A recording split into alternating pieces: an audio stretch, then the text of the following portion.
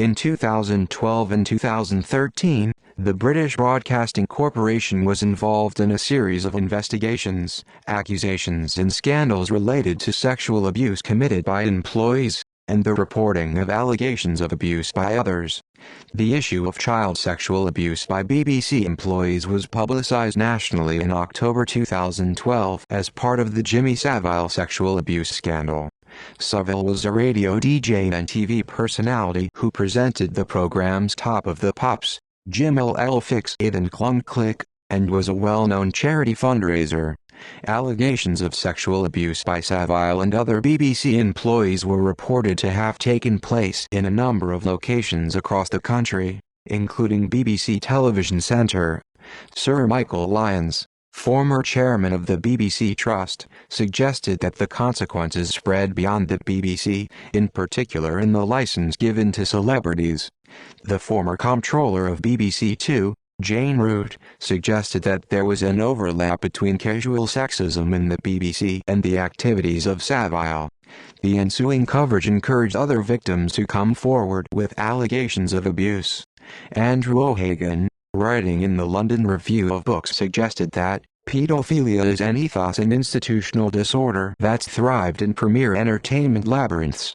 The BBC Two programme Newsnight also broadcast, on the 2nd of November 2012, a report containing false claims that Lord McAlpine had sexually abused children during the 1970s, as part of the North Wales child abuse scandal. It became clear that the claims were the result of mistaken identity. The BBC and the accuser both apologized, and the person concerned threatened to sue those reporting the allegations. Following criticism of his actions, the Director General of the BBC, George Entwistle, resigned his post on the 10th of November 2012. Operation U-Tree was set up by the Metropolitan Police into sexual abuse allegations against Savile and others, and resulted in several prosecutions. The TV and radio presenter Stuart Hall was also convicted in 2013 and 2014 of sexual offences.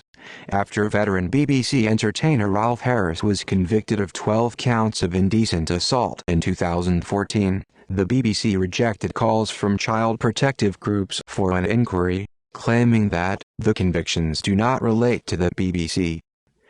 Allegations in 2012 and reaction. In the weeks after the ITV documentary Exposure, The Other Side of Jimmy Savile was broadcast on the 3rd of October 2012. The BBC faced questions and criticism over allegations that it had failed to act on rumors about sexual assaults, especially on young girls, by Savile and others. Allegations were also made that a Newsnight investigation into Savile in December 2011 was dropped because it conflicted with tribute programs prepared after Savile's death. On the 11th of October, George Entwistle, at that time the Director General of the BBC, directed the head of BBC Scotland, Ken Macquarie, to start an investigation into why the report was cancelled. He also announced an investigation into the BBC's child protection policy, and another into the prevalent culture within the department, particularly at the time of Savile's employment. It was claimed that Douglas Muggeridge, the comptroller of Radio 1 in the early 1970s, was aware of allegations against Savile, and had asked for a report on them in 1973. There were claims by some, including DJ Liz Kershaw, that during the 1980s there was a culture within the BBC which tolerated sexual harassment. By the 11th of October, allegations of abuse by Savile had been made to 13 British police forces, and on the 19th of October the Metropolitan Police Service launched Operation U-Tree, a formal criminal investigation into historic allegations of child sex abuse by Savile and others over 4 decades. The police reported on the 25th of October 2012 that the number of possible victims was 300. The BBC was criticised in Parliament for its handling of the affair, with Harriet Harman stating that the allegations cast a stain on the corporation. The Culture Secretary, Maria Miller, said that she was satisfied that the BBC was taking the allegations very seriously, and dismissed calls for an independent inquiry. Labour leader Ed Miliband said that an independent inquiry was the only way to ensure justice for those involved. George Entwistle offered to appear before the Parliamentary Culture, Media and Sport Committee to explain the BBC's position and actions. On the 16th of October, the BBC appointed the heads of two separate inquiries into events surrounding Savile.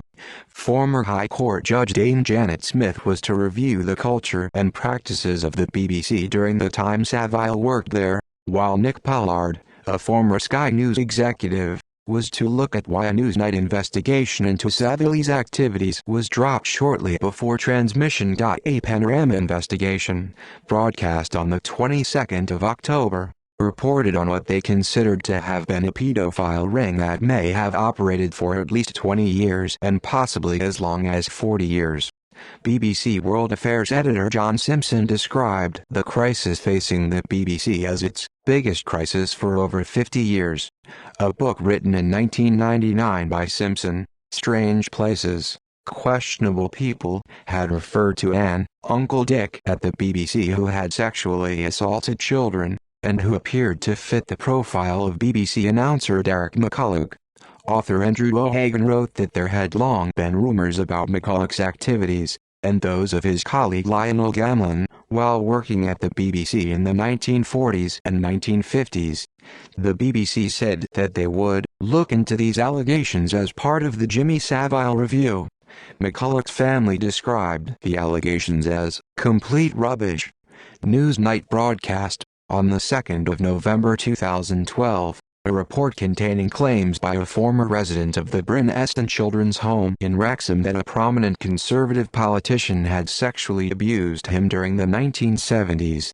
Rumors on Twitter and other social media identified the politician as Lord McAlpine.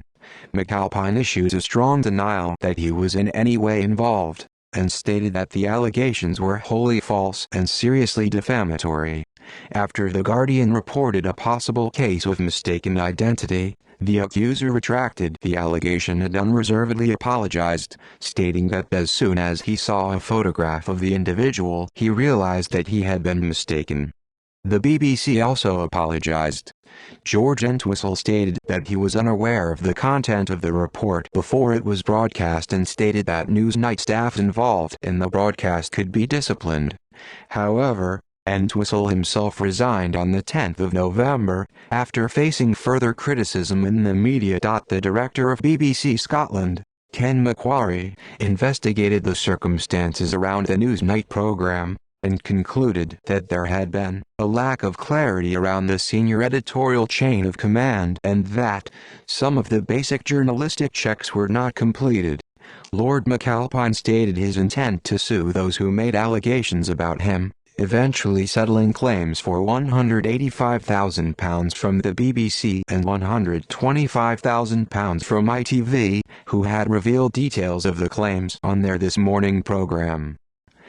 See also BBC Controversies. Dame Janet Smith Review Jersey Child Abuse Investigation 2008 Jimmy Savile Sexual Abuse Scandal. References